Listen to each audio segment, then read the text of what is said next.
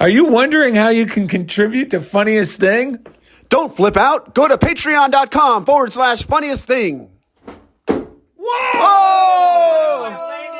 Oh! That would have been crazy. Welcome to The Funniest Thing. Yes. Where each week we share stories about how stepping out boldly always leads to better than expected outcomes. And stepping out, forgiveness is stepping out boldly. It sure is. Yes. I'm Darrell. I'm Ed. And we're broadcasting live from CHOBO Studios in beautiful downtown Van Nuys. That's right. And what's today's show about, Edward? Well, sir, today's show is all about forgiveness. In fact, it's called Forgiveness is the Ultimate Self-Care with Miranda Arieh, all the way from the UK.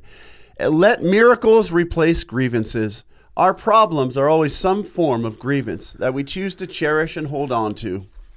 Forgiveness is the solution and the doorway that welcomes the miracles we seek. On this episode, Darrell and Ed remind each other and listeners that holding grievances is an attack on God's plan, a way of resisting our salvation and satisfaction. And during the second segment, miracle-minded Miranda Arieh joins us from the UK to emphasize the truth that love holds no grievances with today's reading, which is forgiving.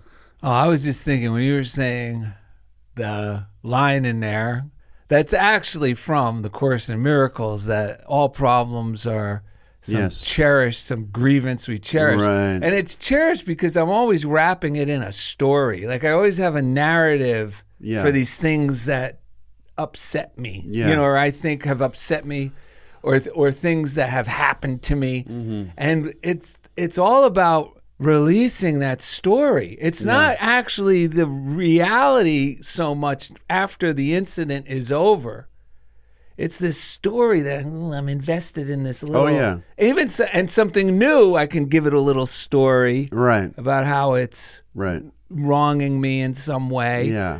So this is really forgiveness. So we can let go of these stories. These are feel-bad stories, folks. That's why I added the words hold on to, because even when you were describing it, is a holding that happens. And the thing that we're holding on to is actually the flow of our loving energy. We're keeping it inside and playing while this movie plays. That's what I find within myself. And it's horrible. It's really a horrible feeling. And health cannot be optimal when I'm holding all my energy in. And it's amazing how I just been making more, we've been at this for a little while now, and just making that connection between how important, how our body is responding to our thinking and the stories we're telling. And sometimes it's so easy to overlook that, like, hey, I'll deal with that story that's going on in my head later. But that story is like affecting the way my nervous system, my hormones are going, everything, man. It's like, it's such an important thing to at least take a moment and go, yes, that's what I'm thinking right now. My intention's to let it go. Yes. Even if I can't let it go in that moment. The thing is, like, if we could get into this old service model where it's like, I don't care what I think and how the way I feel, it doesn't matter. I'm just doing this for other people. But unless it's a two-way street, I can't really be of service to other people, because it's really all about, like, what am I modeling for other people, like with my students and with the people we work with. So we have to be in the flow of joy in order to really pass it on to someone else, Yes, that's why I remind myself often, because the old hypnotic lie that I heard somewhere, and it's perpetuated, it's not always said, but it's somehow insinuated that it's not service unless it's an inconvenience. Like somehow virtue means suffering in any way, and that is the biggest, that kills more people than cancer. And the truth is that I have to cancer. With it too, cause too. Mm-hmm. The thing I have to remind myself over and over is doing what you love is being of service. 100%. Sharing what you love is being of service. Getting people's hopes up is really what we should all be doing. Yeah. Not because whenever there is hope, recovery follows. Yeah. Don't you agree? I mean, that I was just thinking for myself. I was because I read something similar to that about hope in one of our readings, you know, about hope brings all these fruits. And I go, wait a minute. Any moment in my life when hope is born, it's like I start moving in a healthy direction.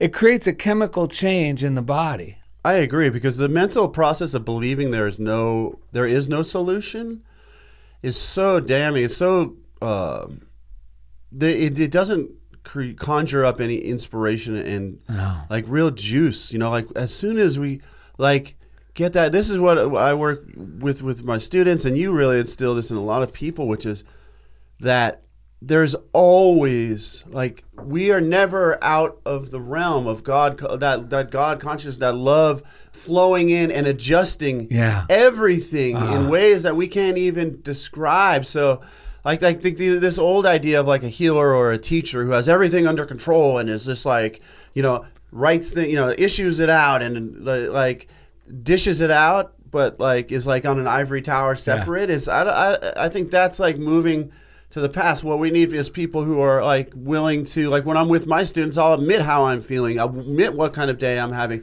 I'll admit that I didn't do that perfectly, and you have a right to see that, and we can talk about that, and that actually opens up the flow. Because I see, like when people pretend that they know it all and they're in a position of teacher or healer, and they say there's you're cut off, like you're not going to get better. This is what. They don't realize how it's easy to overlook how detrimental putting a thought in someone's mind that there's no hope, going back to what you said about hope, is so I just cut like on such a deep level, because then we have to walk through life holding on to this unbearable pain, which is that there's no hope for us. And God, man, it's so much more detrimental than I think many of us in the past believed.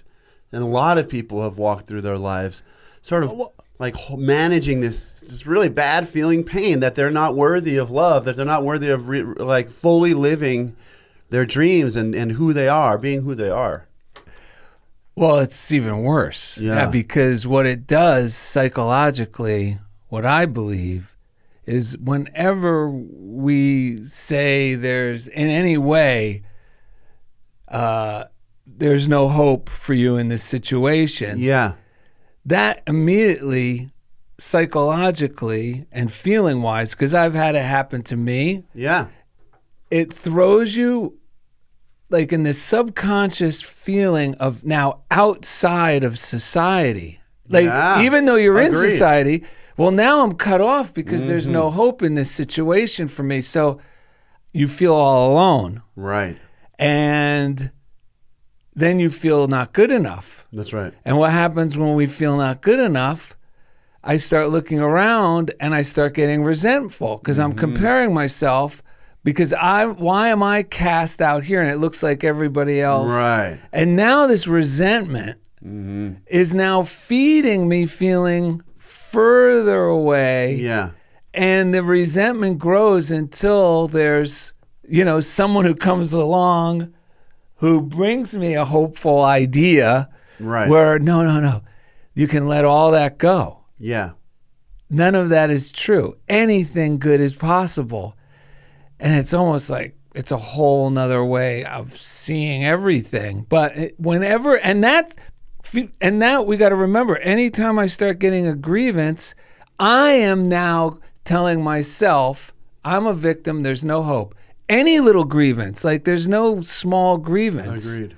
Because any small grievance is the same as a big one, because it throws me, it makes me separate from everybody. Yes. And now I have to prove in this twisted way that I'm an outsider, but I got to perpetually prove otherwise. Yes. And that's what makes me resentful, and it just becomes this vicious cycle. But the good news is, we could jump out of that cycle with forgiveness at any moment. Right. Yes. I love this. I love all of this, because our imagination is so important, to realize that we're the ones who are imagining we are a captive of something. We're the ones who are imagining we're unworthy. And then we project that out onto other people. And then it just gets all screwy from there. But the main thing is that our imagination, we have the power to set ourselves free. And it's a process we can learn to do and practice doing it, because this is the thing about like Course in Miracles and everything that we share is God is principle. It does not change. Yes. God does not ever change from loving us unconditionally and completely. Yes. And so it's so important that we recognize that when we are thinking these things and feel like someone else is screwing us over or whatever is going on, we have to treat the level of concern within ourselves that will liberate us from all the things we think are going on around us. We've read many readings about this, the Emmett Fox reading about the guy who was in jail for 20 years. Yeah. I literally thought I had a condition for 30 years, and I kept going to doctors who would reaffirm it, maybe 25 years. And they'd agree with you. And they agreed with your me. diagnosis. And I had a lot of guilt around it. I had a lot of shame. Finally, I just kept affirming health. I finally met this young doctor when I was going to get, and she's like, I don't know, we had a totally different conversation. She asked me a couple like very obvious questions that no one else had ever asked me. Right. And it was clear that like we had been treating something that wasn't even really an issue. It's not a tumor. It wasn't anything like that. It was nothing. But for 30 years, like 25 years, I kept myself in the shame and guilt and all of that. And as soon as I started forgiving myself and telling myself a new story, I actually got from a doctor, an actual doctor at Kaiser, the same places I had been going, I walked out of there and my wife was like, I've been telling you this all along. And that's another thing. I've learned to listen to the people who are saying in my life, like Darrell or Indy or my wife, who are telling, rather than doubling down on No, it's much worse. Yeah. I think we all have the tendency to do that. And I'm only laughing because of the relief of the joy. Oh my God, That this idea of letting ourselves off the hook and letting others off the hook, it really, forgiveness isn't just something we do like I used to think years ago, to just kind of keep the oil of getting along with others, keeping the machine well oiled, but, what does it really do? Right. I'll eat crow. But that's not what it is. It actually is transformative because we're getting from outside and being separate and powerless to now jumping in and reconnecting with the harmonizing, loving power that sustains everything. Yeah. Our mind is now operating in harmony with this force. It's incredible. And things transform. Yeah, I had to read this quote. We got a postcard from Kirky. It's a little early for the mailbag, but I'm not even going to read the absurdities that are written on the front of it. But thank you, Kirky from Germany, for sending this to us. But the quote is from Alan Cohen, and he says, "Every reality is based on a particular frequency.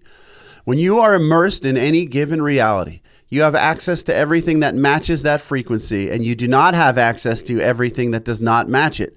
So take care to choose the frequency you live in by gathering thought, words, and actions that match what you want to experience." And I was surfing the other day, and I was tired, and when I first started, I was surfing in this amazing little place in north of LA here where very few people surf. It's amazing that this wave is so good, and very few people know about it. I got blessed by a friend who invited me there. But at the end of the session, I was getting tired, and I started I went from seeing everyone as like my friends to thinking they're judging me. I'm not getting enough waves there. But somehow I had the wherewithal to go like, I am not even interested in any of that. I'm not interested in any of this. This is all going in my head. I'm not interested in any of that. I don't care. Like, that doesn't matter what anyone thinks of me. I just called myself back into love, and it was amazing because all of a sudden quickly my point of view changed back to sanity. Sometimes I forget that I have God's going to let me feel better at the right time. Sometimes I have to put my foot down a little bit and just be like, I'm done. I'm not playing that game at all. I've played that game. I know where it goes, and it's just, it's not reality. I mean, that's what the good news of the Course in Miracles is. All that fear is not, it can never be real. It can never be the reality. That's why it feels so bad. And it's like, Unlike one thing, I feel that we have more say in when we wake up than sometimes I've gotten from my understanding of the Course in Miracles. Like, at least when I was like a long time ago when I was reading it, it was like I felt like this is something I got to wait on the 1 minute or whatever that like. That's no, it is a process, but we have so much more ability to access this oneness than I used to believe, that's why I love the New Thought teachings. I mean, that's why I love when we visit the Course in Miracles. I get something new out of it, a new understanding of it every time. So, oh my God, I read something the other day, but because I flipped through it, the Course in Miracles, I don't read it in order anymore. I just flip it and I get the medicine. Yeah, and intuitively God wanted me to read. Right. So the other day I read something where it was actually saying, how that's an illusion that there's time in the healing. That the problem and the solution are always there. And it goes with his postcard. What frequency am I on? Right. If I'm the frequency of the problem, or I'm on the frequency of the solution. Yeah. And if I'm the problem, well, then I need to practice forgiveness because I'm having a grievance because I'm feeling something's at stake in my life. Right. Which really isn't, and I got to get back into that secure feeling by trusting in God and that everything's going to work out, and then get on board with forgiveness. Well, even the weekend, I told this story in our prosperity class. I'll give a short one here just to show forgiveness isn't always what I thought it was. It's not just, it's a subtle, grievances and resentments, they're subtle. They're subtle. It's not always that guy wronged me and I got to let go of it. Mm-hmm. He gypped me or he jabbed me or dented my car. Right. Okay, so a subtlety of this is last Saturday after the show, my wife was doing a photo shoot at a rescue here in California. That was one of the, not the best conditions of a animal rescue. Yeah, she was disgusted. Yes, so she called me during it, and she's the staff photographer, and her organization was going there to pull some animals to a no-kill shelter, as well as do an event to start getting some adopted. Yeah. And she's the staff photographer, so she was taking photos. She called me, and then as she's talking to me on the phone, she discovered there was a horse there, and she started telling me, I got to rescue this horse, or it's just that. And now this is the thing. I started to feel the grievance, because the grievance comes as, this is going to affect me negatively somehow. The more you practice this stuff, the more you're aware of the subtlety of your thinking. And I started going, I can't. This is going to be too much, because horses are a lot of money. And I'm like, how is she going to rescue? This is going to be an impossible. And when my wife decides to do something, folks, she does it. So I'm like, but I knew I cannot throw negativity or shade on her thing. I knew that because I knew that was only going to, resistance was going to make this a nightmare. This is the two vibrations. So I just said, okay. And I'm listening to her, letting go of those thoughts, not letting anything come out of my voice that's going to resist this idea of hers. And as she was going on, and I talked to her later in the day, she called me back she talked to some people, and it sounds like, oh my God, my wife's going to be dealing with a horse, and I'm going to be dealing with a horse. And instead of that, the forgiveness clicked in, because I knew I just couldn't be. The forgiveness of that grievance. See, it's not forgiving my wife. It's in my mind, folks. And I started to just surrender, because forgive means to give up. Mm-hmm. So, and I just said, and I had this came from within me, that other vibration. You know what? I have a feeling, I said this on the phone, I have a feeling this is going to work out remarkably effortless. Yes. That this horse is going to get somehow to a sanctuary. Because she's saying things like, I'll drive it, I'll transport it to Utah. And she would, and I'm going, oh my God, what's that going to cost? I had to let go of all of that. By Monday, this was Saturday.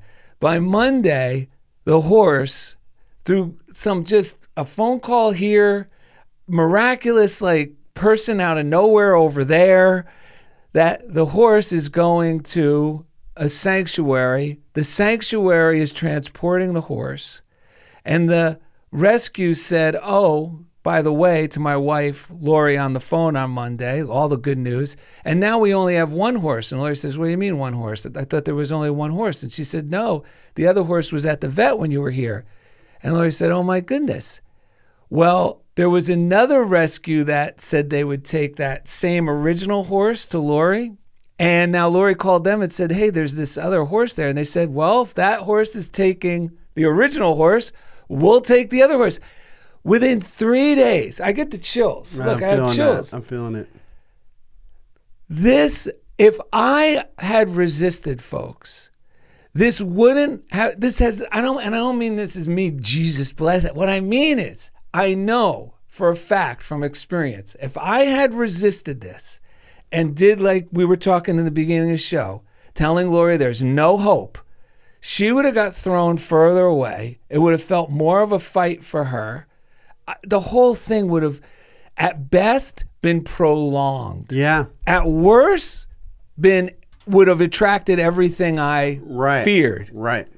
So letting go of grievances, man, is miracle making. It invites miracles. Yeah, and it's funny. You just said, I'm not Jesus. And I was thinking, you were Jesus because the Christ within you blessed it and magnified and multiplied the experience and helped open the door. Like, because two or more are gathered, all that stuff. But I don't, that's like we always say that we love the unity teachings because it says Jesus is the example, not the great example, not the experience, not the exception.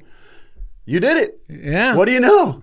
You did it. You let the Christ within you bless it. And that is such a powerful lesson because it means that oftentimes our good is coming, but if we resist it, it feels like it's our bad. I was telling you the other day, like something I got from Abraham Hicks is when we have a desire, we summon the energy to come through us. But if we get scared and start listening to our fear, we start fighting with our good, and then we have energy trying to come through, and we're resisting it, and that's when health challenges happen. That's when challenges happen with relationships. That's when all manner of challenges happen. Now, what? This show is awesome. Tell people how to be a member of the Funniest Thing Club. Okay. You might already be a member, folks. And you possibly are a first-time listener and going, how could I be a member? Because we're just a group of truth enthusiasts who live each day as ambassadors of God's love. As we consciously radiate love, we perform everyday miracles and experience better than expected outcomes. If you're already living this way or strive to, then you may consider yourself a member.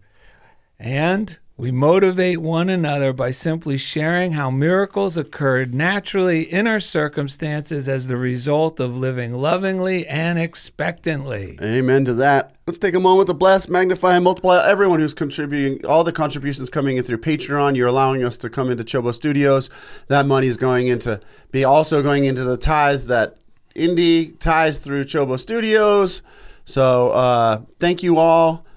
Let's just bless this ministry, bless all the contributions that are coming in, bless the great teachers that are here, have been with us, and that you all get to know each week and that we get to know. Yes. We're just so thankful for this opportunity because Darrell and Ed are healed through every episode. So is Indy. Yeah. That's why we love doing it. It's selfish. There's a selfish motivation as well. Literally, while we're talking, my mind is working out things and grievances. And you shared that story. I mean, I'm so blessed to sit next to Darrell and have a great teacher that, while he's teaching, it's unraveling stuff for me. It's like, I don't even know how the show's going to work, but I know that the show is going to work itself out through us. So thank you, everyone who's on patreon.com/funniest thing. We got some great postcards. I already read one from Kirky. We got one, this is amazing, from Glenn and Sarah Brewster. They said, Dear Darrell and Ed, we've been traveling around Spain for our honeymoon, thinking about you and listening to the Funniest Thing podcast as we go. We've been able to see some amazing things since we've been here. Traveling can bring challenges. It can really help to keep a positive mindset. Thanks for all you do and helping us to have great travels. Love, Glenn and Sarah Brewster. We love you. By the way, hop on the YouTube channel so you can see all the great postcards we're getting. Go to Funniest Thing with Darrell and Ed. Subscribe to the channel. That channel's growing. We were shooting for 500. Now we're shooting for 1,000 subscribers. So we appreciate it. It's just we get such a high quality video experience. You can watch the whole episode there, so enjoy it there. Yes. If you want to send us anything, send it to Funniest Thing, P.O. Box 1312, Culver City, California, 90232. Not sure if I said that yet, but we got a great Lois Conklin postcard. We love Lois. She says, there is great value in slowing down all of our activities. No hurry, no place to go, nothing else to do, but just a settling back into the moment. That's by Joel Goldstein? Yeah. Yeah. Goldsmith. This is Jay Goldstein. Maybe this is someone else. I don't know who that. That's why I thought it was Joel. Weekly Blessings on YouTube. Darrell and Ed. Attorney. Yeah. That's the finance guy for Funniest Thing. Weekly Blessings on YouTube. Darrell and Ed. Thanks for all the love, encouragement, and fun for bringing into our you bring into our lives every week. Such a joy. Love, Lois Conklin. We got another Lois. It's a great day for a good day or a great day. Go for it. It's a good day for a good day or a great day. Go for it. She says, Monday morning card to you. Loved meeting Rabia on your show. Like meeting a new friend. I love your guests. They all share love and insight. Sharing lots of music with children this week. Life is good. In his care. Lois Conklin. She just created the new chant, TGIM. TGIM. Thank God it's Monday. That's right. That's right. So why wait till Friday? We got one that says Chobo loves Laurel and Fred. Oh yes, that's the knockoff series that's floating around. Yeah. Meeting Darrell and Ed has been one of the few pivotal moments in my life, next to being born and meeting the love of my life, Victoria. Being born. You both have been responsible for showing me a new attitude and perspective on how I treat myself and others, as well as the wonderful choice of being transformed by the renewing of my mind. Words cannot express my gratitude for you. Thank you. It's not what you will think about me that holds me back from being myself. It's what I think you will think about me that holds me back from being myself. Oh, wow. So true. Let me read a little part of this, and we'll do a reading, a breath, and get out of here. That's it. And then we got this great Michael Schoonover from. He sent us. It is from Unity, Weekly Unity, I believe it was called, and it's from 1937. Michael Schoonover is at what's that called? Vista. Unity of Vista. No, Unity Way of Vista. Unity Way Church. Unity Way Church. Michael Schoonover is an amazing truth teacher. This comes from the Society of Silent Unity, the healing department of Unity School. A message to you: there is no fear in love. And I'm just going to read a couple little snippets here. Love touches the imagination with magic power to purify it and free it entirely from the mountains that have been made from molehills of fear, the bridges of trouble that have been erected from worry and anxiety, the beliefs that certain people, conditions, or circumstances have the power to harm you. It says, weighed down by resentment and concern, you cannot put your best endeavor into the thing you are doing. That which you fear comes upon you. It says, fear is a cat o' nine tails that lashes you on in misery and dejection. And it says, what is the unfailing remedy? The love that casts out all fear and all darkened thoughts that lead up to fear. Step by step, from one experience, one blessing, one day's growth to another, through healings, overcomings, forgiveness, and tolerance, through accepting and using and being made perfect in love, you ascend Godward. You ascend into his consciousness, his realm, his manifestation of love, wholeness, bliss, and abundance. All right. I have something that I think our guest is going to really appreciate. Because when I read this the other night, I thought of her. Yes. Because, let's just read it. Thoughts of criticism, and this is from The Dynamic Laws of Healing by Catherine Ponder. And I'm reading, if you have the book, from page 120, The Healing Law of Love. Thoughts of criticism and condemnation cause all sorts of illness. When you speak words of love, you clear up the negative emotion that caused the illness. Love is the greatest worker and will accomplish more for your happiness than all other mind powers combined.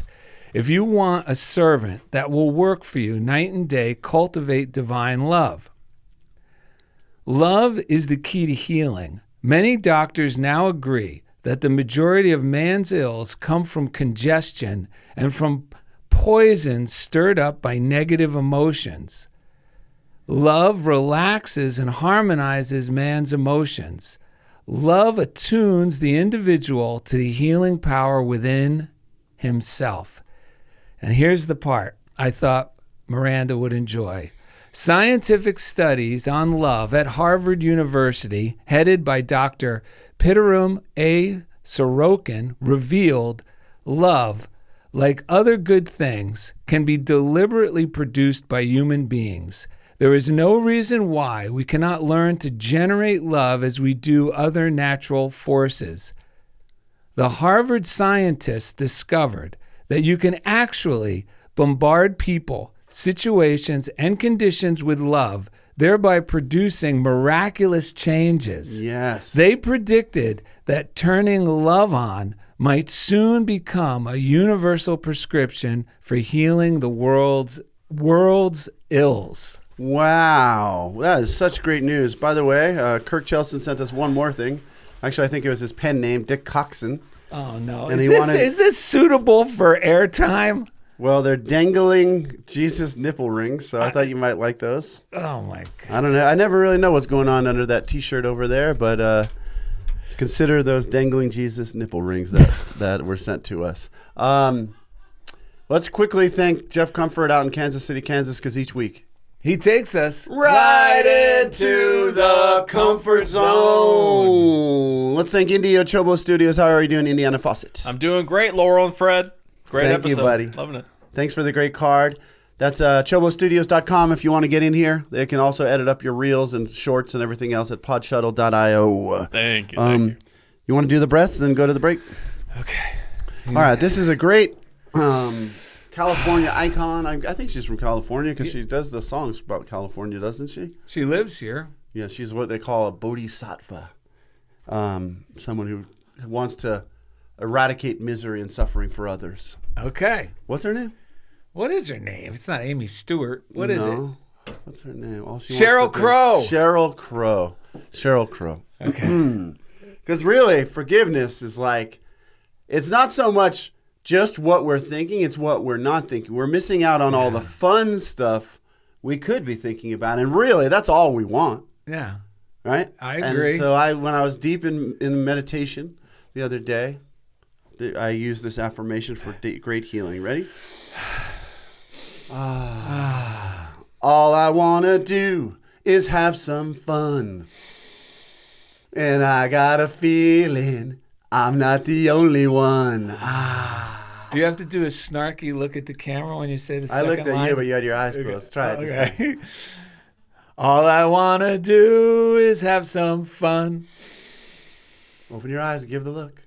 And I got a feeling I'm not the only one. All I want to do is have some fun. And I got a feeling I'm not the only one. That is the good news. We are never the only one. The moment we let go, forgive, get on with the party, everyone else seems to join in. It's amazing. Coming up next, speaking of joining the party, miracle-minded Miranda Arieh emphasizes that love holds no grievances with today's reading, Forgiving. Thank you for listening to Funniest Thing and watching Funniest Thing with Darrell and Ed, live from CHOBO Studios. All right, welcome back to Funniest Thing with Darrell and Ed. Today's episode is called Forgiveness is the Ultimate Self-Care, with our special guest all the way from the UK. Her name is Miranda Arieh. Hello. Hi, gorgeous to be here, guys. Oh, gorgeous is right. How are you? Yeah, really good, thank you. Great, we've got the first day of sun in a while here in the UK, so really celebrating. Nice. Oh, it's a joy, yeah. Yeah, we take it for granted out here, don't we? Yeah. Yeah, we're wandering around in Speedos, shirtless all the time. Well, I'm not going to hold a grievance against you for that, following on from the conversation. Well, for people who don't know Miranda from the last time you were here, Miranda does incredible work with mental health, related also a lot to the Course in Miracles and some of the things we've been talking about today in the UK and what's it called, the National Health Association? Yeah, the National Health Service. So it's like the mainstream system, I guess, the health system and the mainstream mental health system for sure. Right. And what we were talking about on the break, Darrell was mentioning it, the way we connected with you is through a podcast that Leslie Laird had sent us, a Course in Miracles podcast. And what stuck out was the way you live this stuff. And I feel like you're one of these people, and you could correct me if I'm wrong, but it seems like it came to you, transformed your experience so much that it's like an inner calling to bring this out and share it with others. Is that an accurate way of describing it? Yeah, very much so, Ed. And like what you were saying in the first part of the podcast around this sort of doing the work on yourself if you're working with others, it goes back to the Course in Miracles lesson, which is when I'm healed, I'm not healed alone. And I guess it's sort of that amplification of everything that, the work that I've done on myself. When you notice the benefits, you kind of just want to share this stuff, like noticing the benefits out of my own life and releasing my own suffering more and more, which is obviously an ongoing process for us all as human beings. But yeah, just wanting to share the tools of which forgiveness is one. It is a tool, it's a practice, to use. So it's certainly a part of the work I do is forgiveness. It's at the core. Right. And I think one thing that impresses us or like speaks to us when we see you share is how you're in the National Health Service and yet you're remaining true to these principles. Like, what gives you, do you ever feel tempted to water it down, or do you ever feel like you're a fish out of water, or like how do you keep the faith to bring this so powerfully? Because we see you speak. How do you find that faith to bring that into that environment and trust it so much? Yeah, unapologetically like you do, which is great because that is what's going to help people, and it does help people. Yeah. It really does. And a lot of people say that what I'm doing here in the mental health system in the NHS, the National Health Service, is radical. We're doing we're prescribing forgiveness. We're prescribing inner child healing. We're prescribing self-compassionate practice. And, throughout the whole program that I've created called the Heroes Group Work Program, it stands for Healing, Education and Recovery of Emotional Strength. I'm using teachings of A Course in Miracles and using the teachings of love to support people to heal. Now, a lot of people would say that radical is radical, but for me, giving a medication to someone who's been through really difficult events in their life, I find that quite radical, that being an only port of call. Obviously, medication can save lives and it can be phenomenal for so many people. And in the past, I've definitely used it and it's really helped me. However, when we just give that to me is very radical. That to me is it's outrageous on some level. So for me, bringing this stuff through, I guess to start with, I was maybe a little bit more anxious about it. But when I started seeing the results, I've just got more and more daring with it and more and more in love with the process that I've been in with my own healing, which has had to be disciplined. It's had to be a practice. It's had to be radical in so many ways. So I kind of feel now I've got to a place because I've been reaching so many people we work across the most deprived areas in Leeds. I developed the program with the people from the most deprived areas in Leeds. So we had to make these teachings very accessible. So over many years, I've been able to hone them to be a little bit more accessible for people. Yes. And I think that's really helped, as well, because when people have been through the mainstream system of mental health treatment, which is very much about label, diagnosis, medication, they've never even heard of the word mindfulness before. They've never heard of what, using forgiveness. There's been a massive resistance to that. So we've had to chip away at making it very accessible. That's been a big learning curve, as you probably imagine as well from the work you do in schools as well, Ed. You have to make it accessible. Yeah. And I think a couple of things I can really relate to what you're saying is I've worked with sort of the fringe of that other.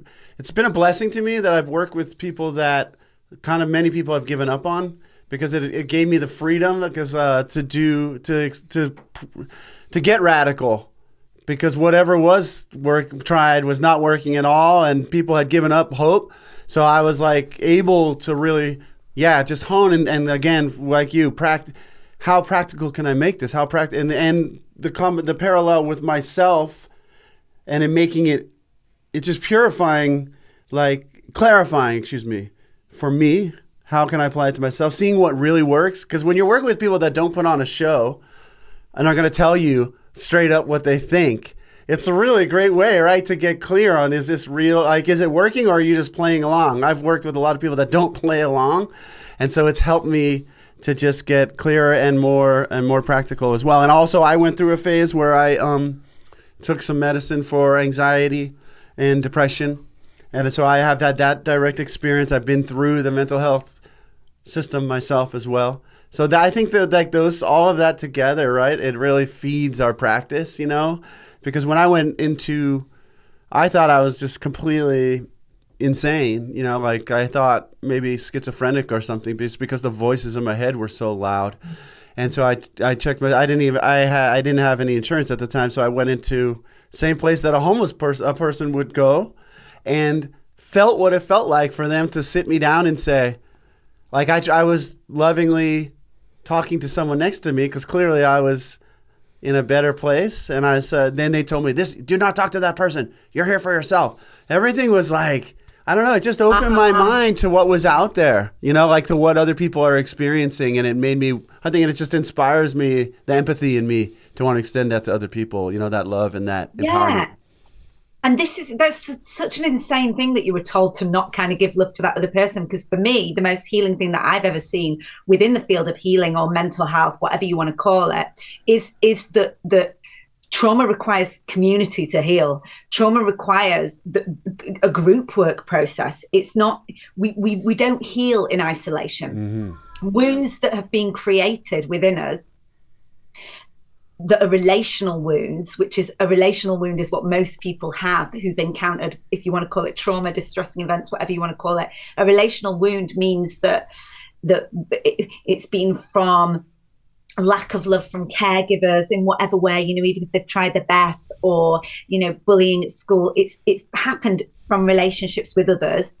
The relational wound requires relational healing. So the group work process, this sort of supporting others to support each other. I don't believe healing is complete until we support the healing of others. And group work offers that opportunity. Group work offers this space for people to root for the healing of others. And that energy, like you said before, that energy, it's not just for the others. We don't just give it and it goes. It comes through, and our own healing is amplified in that process. We don't heal in isolation. Yeah. It doesn't really happen. We have to root for others with it as well, because to give and to receive are one in truth, like A Course in Miracles, beautifully states. Right. And the last thing I want to share too, based on what you shared, because what you were saying has so much resonance with my own experience, is that the third part was, so I took Lexapro for a year or so. But in that process, I also had found this spiritual psychology master's program, and I got into that program.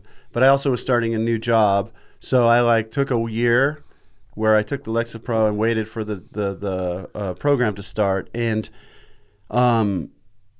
what you were saying about just medicating and not doing the emotional healing is more radical, and I agree with that, because it requires the constant sort of numbing over of those feelings, because they're there, and it's actually a blessing that they want to come out to be healed. So what was amazing was I think the psychiatrist who gave me that medicine thought I would be on it for the rest of my life, probably, or whatever, but because he was up in a high room office in a building. And literally, I was so anxious when I first started. It was hard for me I was so afraid of heights, and that window was over there.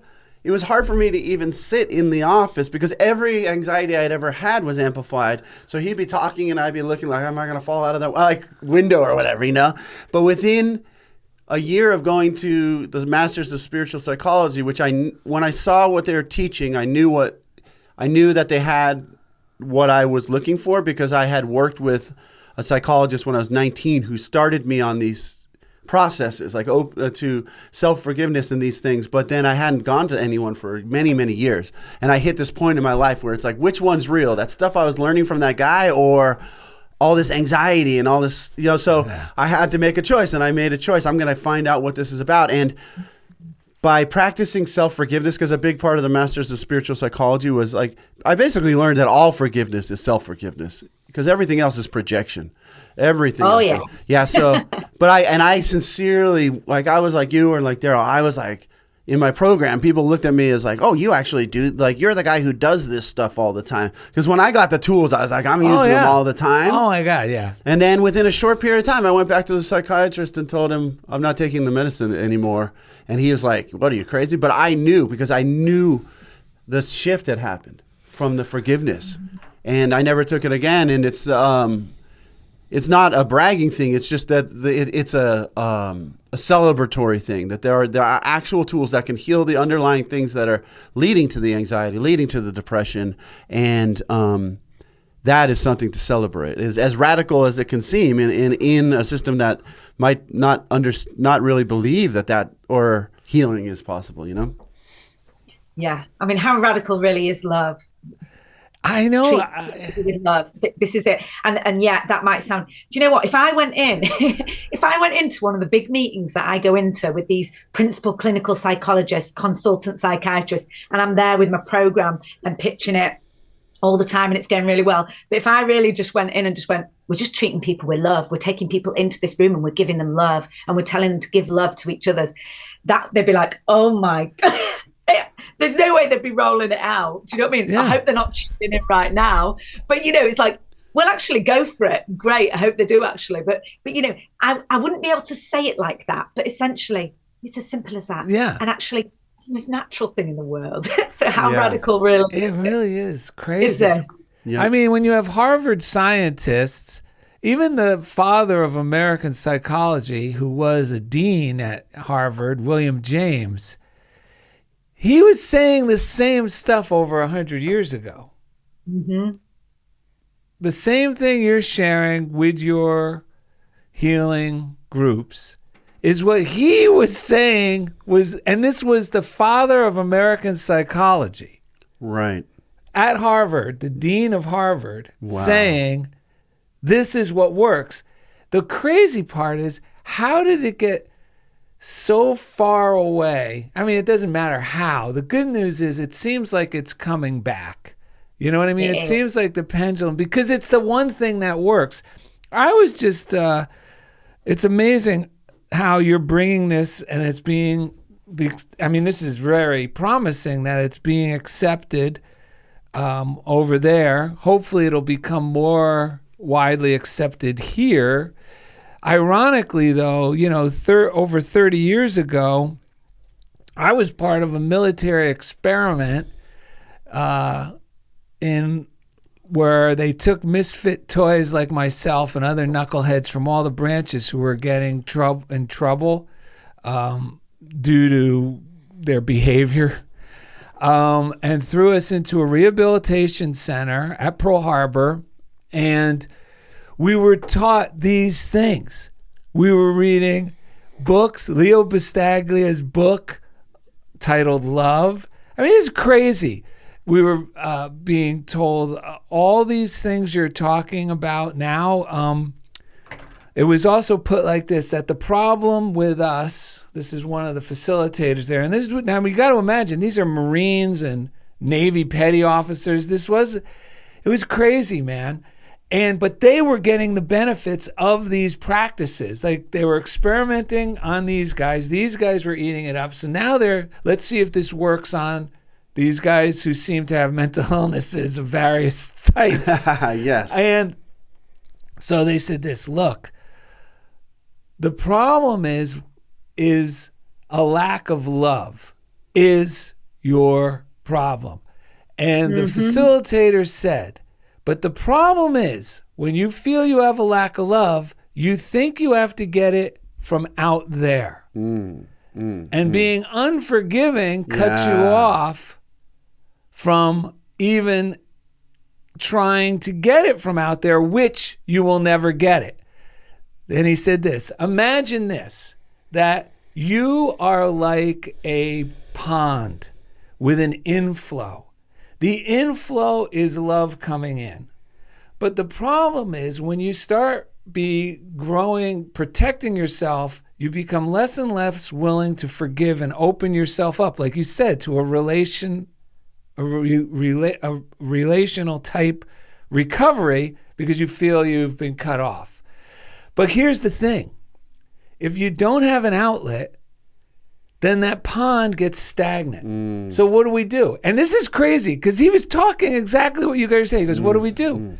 Well, we treat it with medication or drugs or psych meds. And just like a pool, you throw chlorine in it and it's good for a little while. But what happens when it gets stagnant again? So what's the solution? The solution is an outlet. And once you let an outlet and you forget about getting love, guys. You know, it was mostly men and things. Forget it. Start giving it. Be a love exuder. Yeah. Just start seeing simple ways. How do you give love? You could smile. You could say hi, or my name is this, or hold the door for someone. There's always a way. And once you start allowing that love to flow in these simple ways, more love will come in. And the more you give, the more you'll receive, and the more healing you'll experience. Not only that, the more prosperity, the more happiness, joy, love, and acceptance. And you know what? We were like, but I was probably like one of the only few, me and this other guy, Jeff Spikes, who were eating this up going, I want more of this. You know, and there were guys when they'd see me reading the Leo Biscaglia book on love, or the Course in, these guys, Miranda, in the military, they were suggesting Course in Miracles. This is 1986. Oh, brilliant. This is where I got introduced to it back then. Beautiful. But unfortunately, they've now gone into treating PTSD because I went recently to see, hey, does this thing still exist? Like I was scratching my head because I could participate. Oh, no. We don't have that anymore. Like they didn't even know what it was. They were looking at me like I was delusional about it, you know, because they're just treating the PTSD with these mechanical, like institutionalized methods. Yeah, there's a lot. Once they start implementing that control, like too much on it's it. Death. Yeah, it's like they treat the body. They go to stop treating the body. When it comes to PTSD, when trauma happens, it's not about the event. It's about what happens inside of us as a result of the event. The trauma is what we carry forward with us. And the trauma is the beliefs that we create about ourselves because of something that's happened. We're not carrying that event with us because it's gone. Yes. The past is not here anymore. We cannot change what has happened. Forgiveness is in a whole element is around coming to the present moment, recognizing that's not there anymore. But of course, we've been left with some scarring, if you want to call it that. And it's scarring of the body, scarring of the mind, whatever you want to class it as. We have to recognize the beliefs we've created about who we are as a result of trauma. Okay, so that might be that if something very distressing has happened, we're walking around playing on repeat in our heads, I am not safe, I am not safe, I am not safe. That's what needs treating. Yes. I am not. How do we become at home? There's a Course in Miracles lesson, which is I am at home. Fear is the stranger here. How do we bring that through into this world of treating trauma? Because when we look at, like, I love what you were bringing through there, Darrell, about this sort of like connection with others, and they were almost, you know, that you were. It sounds like that's what you went through. It sounds amazing, the military program, even though it might have been distressing to start with. You know, this connection with others, it's not even just about the connection with others, but it's about that we've disconnected from ourselves when traumatic events happens. We've disconnected from the truth of who we are. And like you were saying, if you go out into the world and you're giving this love and you're bringing the smile and you're connecting with people, and that's a practice as well. Oh, yeah. I know it's hard because when I suffer, you know, whenever we suffer, we're having a human experience. It's not always easy. I want to acknowledge that for anyone listening who's like, oh my God, but I'm going through such a hard time and I'm finding it hard and I'm irritated or whatever it is. It's okay. It's a practice. We bring this discipline through. We bring this love through for others. And that connects us with ourselves because the true disconnect that happens there when trauma occurs is that we disconnect from the truth of who we are. Yes. And we tell ourselves that we're weak when we're actually strong. We tell ourselves we're powerless when actually we're limitless, and we're powerful in our true identity, the truth of who we are, connected with source infinitely, connected with others infinitely. This is what we want to embody. And when we're walking around in the world with the identity we've created for ourselves out of trauma, we're completely disconnected from the self with a capital S. And when we give love to others, we embody that truth of who we are. So it's this sort of delicate dance, this forgiveness of recognizing it's an inside job. Forgiveness never ever requires anyone else. It's an inside job. It's something that we do, and it's something that we do. We're not doing it for anyone else either. Right. Beautiful if you want to do it for someone else, lovely. But we're doing it. It is an act of self-love. It's an act of self-care. It's an act of recognizing we want inner peace above all else. Okay, and it doesn't mean we condone or justify or excuse. It's nothing to do with that. People get very triggered when we talk about forgiveness. And I understand, when people have been through really, really traumatic events, I really understand that. And I want to really honor that in anyone listening. I want to honor that can feel really challenging. The word forgiveness might bring up stuff for them. However, this inside job is a return to the truth of who we are. And it's a return to recognizing that the beliefs we created for ourselves and our identity from what happened to us are not true. And the past is not here anymore. And in the present moment, we have the power to let that go. And we might say, one day I'll forgive. We might say, when I get to this place, I'll forgive. But it's only ever going to happen in the now. Now. In moment to moment, we have that chance. And it's a practice. And it brings more joy than anything, returning to the truth of who we are, No, yes. There's an affirmation I just want to read before we wrap up, too. This is...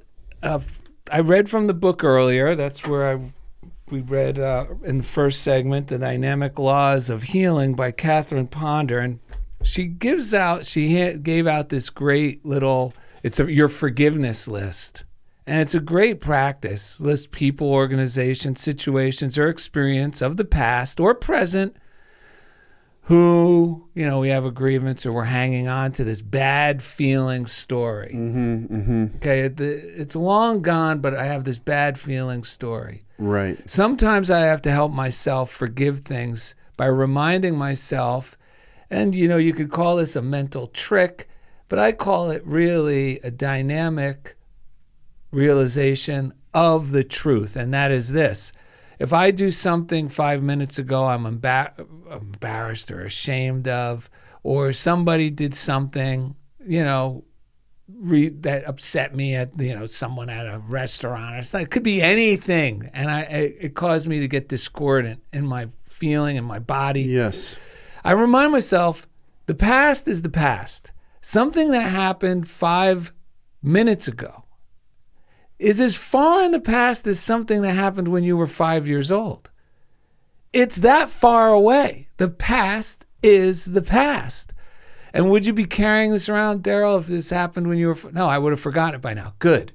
Take that attitude and apply it to this. It's a discipline, like Miranda's saying, but it's a discipline worth applying because the results are so rewarding. So when you make your list, she suggests you do this affirmation. I love this affirmation. Even if I'm unconscious of people I'm unforgiving of or have grievances against, sometimes I can't, the good news is you'll forget about them and they'll change. But it's always good to do this in the morning, and I do these too. One is, I fully and freely forgive. I lose you and let you go to your good quickly and in peace. All is cleared up between us now and forever. And then the other one. Yeah, that was I loose you, right? I'm letting you loose. Go. I'm letting you loose. The other one, because my biggest problem, I was reading this thing about someone suffering from rheumatoid arthritis for many years, and it's because it was attached to he was critical. He was always critical. And I go, well, wait, I get aches and pains and this and that. And I can't really think of one particular, particular things that remain critical. I'm usually good at letting go. I'll bring it up with Ed or whatever, and we'll let it go. But where is this real criticism coming from? Myself. I realize I criticize myself most all the time. And that, folks, is because I'm not forgiving myself. I think there might be some things forgotten, some old ideas where I think I did some things reprehensible in my past, and I got to let myself off the hook. So listen to this one. And this is if you're thinking some belief that you have that someone's still holding something against you. You may think it's justified that they're still upset at you for this. Practice this affirmation with that person or place or thing in mind. This one works wonders on me, folks. This is you're saying, you fully and freely forgive me. You loose me and let me go to my good quickly and in peace. All is cleared up between us now and forever. Yeah. And your mind may go, well, wait a minute, how do I know they're forgiving? And is this really like being honest, wishing that they forgive me? Well, yes, because forgiveness is healing for them. Forgiveness is healing for them. Why not wish that they forgive you? But the best part is, like Ed said before the show when we read this, I get to let go of this perceived idea that somebody, and most of the time we find out when we encounter those people in our lives that we think are been judging us so harshly, you find out they don't even remember the incident, or they're so happy to see us. I'm like, wait a minute, I thought this guy was going to give it to me, and rightly so. It was me the whole time. Right. It was me the whole time. Yep.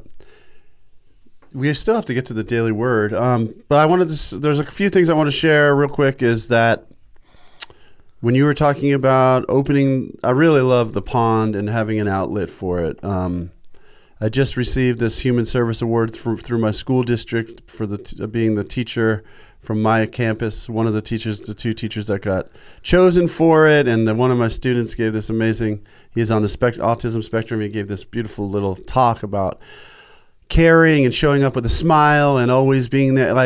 And I realized the reason I got acknowledged for this is because I've allowed. It has nothing to do with the academic part, although it does bleed into the academic part. It influences it. It's every day I just open the door for people. I say hello to people. I ask them how their kid's doing, even if I don't work with their kid. I jump into the group of the PTA moms in the front that used to scare me. Now I just jump in the middle and say, how are you guys all doing? How's Will doing? How's this guy doing? How's it? And all of that, by being the outlet, brought this award to me.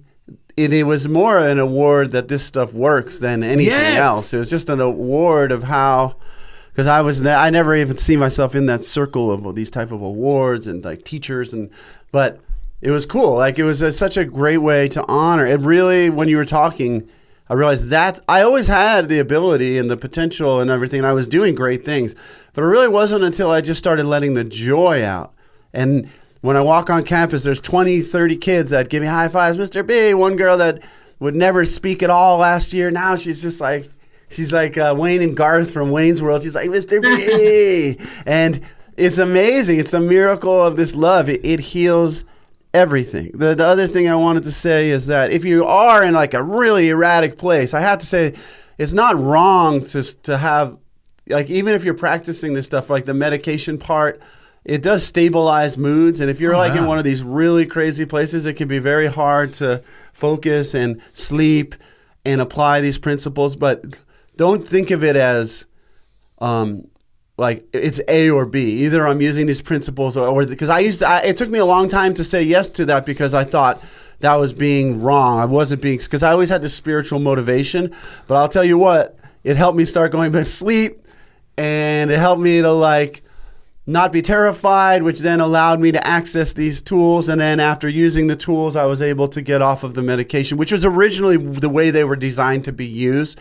So just know, if you're in that place where I've been or where Miranda's been, it's not a moral thing. If that helps you at this time, please don't. Yeah. And recovery is a process. Recovery is not an end point to get to where we're suddenly fixed and everything, it is all neatly tied up and we just never feel fear again. Recovery is a process. Recovery is a journey, and wherever we're at in that journey is okay. Yeah, that's okay. Yes. There's no one better than the other. Right. There's no one place in that journey that's better than another place as well. All we're doing is fine-tuning our mind to recognize our divinity, which never changes. And whatever it takes to fine-tune your mind, you are already whole, divinely loved. None of that is even in question. So there's no moral judgment on any of this stuff. And the last thing is a process I've been using this week. I had started doing this like a month ago, and then I was rolling so well, and I forgot about it. And then these other voices of self-disapproval started subtly coming in. And so this week I started again, maybe yesterday, I started approving of myself. Saying to myself, I approve of you. I approve. And then I realized I wasn't approving of some of the desires I have, like to expand into a different job where I can express more of this stuff. Yes. More money, whatever. All these. I realize because it's my consciousness that there's no time in God. So I never learned self-approval. I didn't realize that was even a thing, so I didn't realize that it wasn't happening. I just felt like an awful feeling inside. So this week I went back to this practice, which was telling that part of me that feels restricted down there, I approve of you. And it's amazing because I realized it's like now I'm the CEO who's stamping it. Okay, job request, transfer, approved. Wanting to live a more happy, full, prosperous life, approved. I started stamping that approval on myself, and it's life changing. It's life changing. And then the other thing was, if I am in a moment where there is a lot of crap going in my head, instead of trying to rush out of it, nowadays my meditation might start with just sitting and going, yep, this is really what's going through my mind right now. And I'm actually doing the thing that's going to help me move through it. Because sometimes when those little panicky voices come, I still will find myself just running from it. And that just doesn't allow me to take the power back. So sitting there and just going, yes, this is what my mind is doing. It helps me to see that this is my imagination. And then proving with myself and telling myself, yes. Because the voice is going, this isn't working. But I'm saying, yes, it is working because I know this works.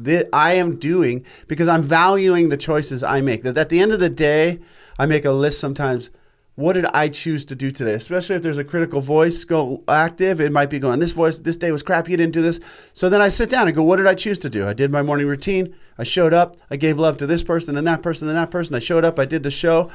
That creates a totally different picture than the voice that's going, yeah, but I was withholding and I wasn't doing this. And it's like Miranda just said, it's not about judgment, it's a process. But the fact that we keep choosing and like writing those choices down, it's kind of like Darrell makes a list in his calendar of all the amazing miracles. Include the choices that we make. Yeah. It's a big deal. It starts to build our sense of worthiness. I'm about my own sense of worthiness. I'm Darrell Fazaro, and I approve of this message. Yeah. It never worked. I approve of everyone. I approve of everyone in the world. Yeah. Yes. Through it, we are the way we are in this present moment right now. Everything, it's okay to accept everything the way it is right now because the past can't be changed. Forgiveness is coming to the present moment. That's all it is. Come to the now. Come to the now. Yeah. And it's this the ducks back now. Right. Okay. And in that moment, if we do decide to choose the approval over the criticism and the grievance, whether it's with ourselves, another, the grievance with the present moment, the way it is, a situation, if we choose the good over the bad, shift what we see as a gift or a curse, it will be that. It will be that. And if we look upon, ourselves as worthy and we approve of ourselves, we embody that. And the opportunities that come our way reflect that. And the things we choose reflect that. We tell ourselves we're limitless and we can go, like Ed's saying, go for this other job that he wants in expansion. We're here to expand. Yes. You do the world a favor. Yes. If you expand, Yes. he's worthy of expansion. Come on, expand, everybody. And it doesn't mean we don't feel fear. It's okay to feel the fear and do it anyway. Courage is not the absence of fear. It's the taking action in spite of it. You don't have to get rid of the fear. If you have fear in the present moment, it's okay. We hold those parts that are in fear. We can work with the fear. You don't have to get rid of it. Yeah. And that's the glory. You don't have to get rid of anything in the present moment. You're good enough the way you are, with the fear or without the fear. Being brave doesn't mean you're not scared. It just means that you carry on. Right. Expand, evolve. You're here for that. And you're capable of that. If anyone listening, you're capable of that. Yes. You know what? You just made me realize something, Miranda, which I had no intention of when I first sent you. I sent Miranda a card called The Power of New. And it's how the moment I started to give the word now, the synonym. I thought you were going to say Sinatra. I did it my way. That it's synonymous with new, but the key for the now to become new, and this is why the now moment I never wanted to be in, because I had no idea the power of forgiveness. Now it's all becoming clear. Yeah. Because the now is always going to seem like a stale, dead experience, or that's at best.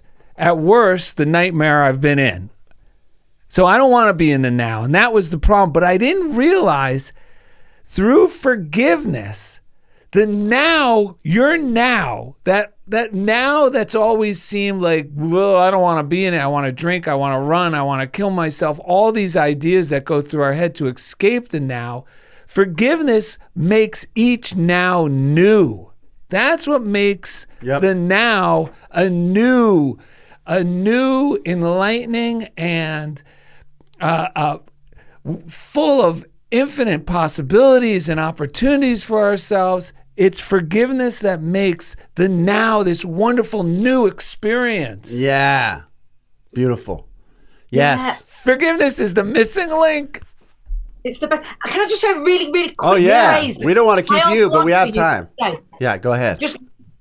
My old lodger, she's just an amazing woman that used to live with me, used to say in any situation that if I was freaking out or she was freaking out or anyone was freaking out in any way, she'd just come and she'd go, what is possible here? In the moment when we're in any head screw of any kind, okay, but what is possible here? I'm seeing the present moment as, oh God, how can I possibly be happy with this or whatever. Actually, but what is possible here? And then we open the possibility to the miracle where we suddenly don't end up with 2 horses or whatever, like could have happened with you, Darrell, with the story that you shared at the beginning. If you'd have entered that moment with a grievance, you would not have seen a solution. And you might have actually ended up with 2 horses that you didn't want. Right. Or even 1 at best. Right. Yeah. We don't see the solution. We don't see the possibility. We don't see the miracle unless we go.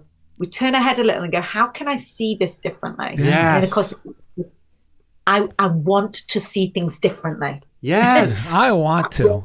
Take forward. I want to. Yeah. You said something amazing too. You said, when I prove of myself, then I start approving of others. And there's these 2 teachers I was dealing with, one in particular. And once I started doing the self-approval, I forgot all about this. Then I said, and I approve of so-and-so. I approve. I automatically started approving of her because I started realizing I am loved even with all my quirks, especially with all my quirks. This is not a game of me trying to be that crazy, sick, perfect thing that I thought was. That's not perfect anyway. The idea that I thought I was trying to, that's crap. I'm already that person, and so is she's allowed to have her quirks, and he's allowed to have, this other guy's allowed to have his quirks, because it doesn't matter. My joy comes from within. And so when I was driving to school, after I did the approval, all of a sudden I started feeling, like you said, head screw, and I just gave it a voice in my car. I was like, I had to let it into the light. I was just like, and I was like, all right, I love you. Thank you for letting me know how you're feeling. When I saw those people, because I had owned it, I didn't end up with 2 horses horses in my stable. I let them be them. Yes. And I realized that they were just triggering stuff within me. And I'm not trying to make them into something they're not or whatever. I'm just loving them for, like, I got quirks, they got quirks, but I don't have to dance with those quirks that, because I've let go of the thing that would have pulled me even more into what I didn't want by bringing it into the light and approving of myself. And it's so much more fun. We're all bizarre beings. We're all really bizarre beings. So why not enjoy being these bizarre people I'm super, like, I play the straight man on this show sometimes, and because I got the most creative person I know next to me. But like, I'm really, really bizarre, and I just want you to know that. Like, whatever you think you're doing, but I'm not like Darrell and Ed. No, I guarantee whatever that is, God loves you for it anyway. Whatever that thing is. I'm an absolute nutcase. Yes. It's like, bring it, your quirks, your flaws, be it, live it. Just embrace who you are. It's okay. Right. Whatever, we're all normal for what we've been through, and there's no really such thing as that. So. That's right. It's happy people don't hurt each other. Like, happy, and if they do, they say sorry, we keep moving. But the things that we fear the most, we often bring upon us because we forget that it's the joy. The joy, we want to have a world full of strange and quirky people. I think we used to have more of them before people started dissecting their minds. There's just all kinds of strange people doing amazing things, but they didn't know any better, so they just did it, right? Like, we hear each other's voices too much and judgments and all this through social media, all this stuff. I think back in the day, people were just like, I guess I'm normal. I just do what I like. We need to return to a world where, like, joy, we are just joyously whatever we are, and that brings out the best, and that brings out the evolution, that brings out the God. That brings out all of this greatness. And forgiveness is a huge part of that. Do we want to read the Daily Word? Yeah. You want to read the Daily Word? Then we can get out of here. Absolutely. Absolutely. So, forgiving. I let go of anger and return to joy. Whenever I find I am harboring feelings of resentment or I'm stuck in destructive thought patterns, I make the effort to come to peace with what I'm struggling to forgive. I release my grip on my past hurts and my healing begins. As I let go, I feel lighter as the chains of unforgiveness that had bound me and weighed me down begin to fall away. Joy awaits me at the end of my forgiveness journey. It is my birthright to live light-free and unencumbered by negativity and pain. In this way, forgiveness is the ultimate self-care practice. It is the kindest gift I can give myself to lay the burden of resentment down and set myself free. Bear with one another, and if anyone has a complaint against another, forgive each other, just as the Lord has forgiven you, so you must also forgive. Yeah. That's great.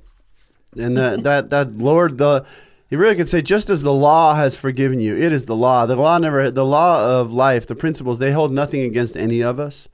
And we just have to forgive in order to let it in, the truth. And we thank you, Miranda, for the truth that you have brought to us. We do have a story.